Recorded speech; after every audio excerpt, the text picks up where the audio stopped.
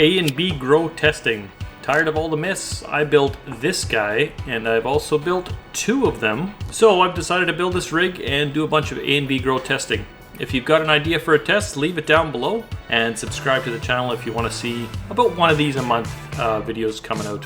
To start out, I just took 2 5-gallon pails that had lids, and I've got a bunch of net cups. I think these are the 3-inch net cups.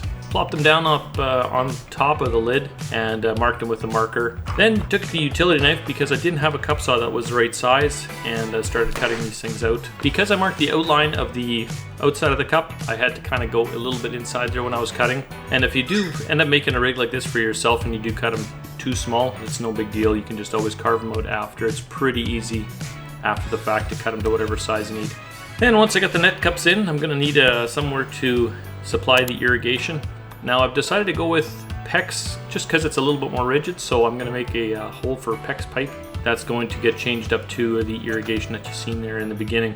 If you have quite a bit of a kink in your PEX pipe, you can just straighten them out by kind of bending them the opposite way. They do kind of hold their shape pretty decently. On the end of the PEX pipe, I'm going to be pushing them onto the fitting that was supplied with the pump, so that's kind of good. Once I've got that all connected up, that's going to go inside the pail. I'm going to need a place to put the electric wires, so I'm just going to cut that out with the same PEX tubing snipper that I've got and finish it off by snipping with the utility knife. Now I've got my pail together at this point, and I need to connect the Rainbird 1/2-inch tubing to that. So I found what actually works out really well is 1/2-inch shark bites are completely watertight, and they'll connect to both the PEX and the Rainbird tubing, so that's kind of awesome. So that's what I'm using here. I'll put a cap on the top of it just so I'm not having a water geyser go off in the house, and life is good. For the irrigation, I really have started becoming a big fan of the Rainbird supplies because they're very consistent with what the drippers actually say. So this is going to be 1/2 gallon per hour drippers that I'm going to use, and 1/4-inch line, and I'll put that together.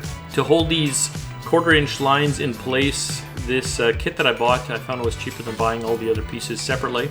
Came with some of these spikes or stakes or whatever you want to call these things to hold the lines in place, so that's pretty awesome. I'm going to use those as well. Once I've got the lines all together, it's literally nothing more than taking this thing, filling it with water, and giving it a test. Now this thing did freak me out a little bit at the start because it took a little while to get the air out because there's only 3 drip lines on it, but both setups ended up testing just fine, and you can see them working here. So today I'm starting the first experiment for these guys.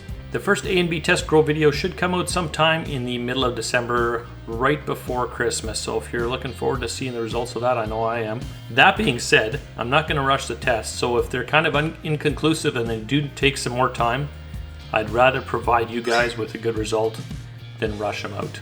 If you want to see the results to any of these tests, or if you're looking at getting better at growing like I am for myself, the results will be posted back on this channel. Feel free to subscribe and join me through learning more about hydroponics.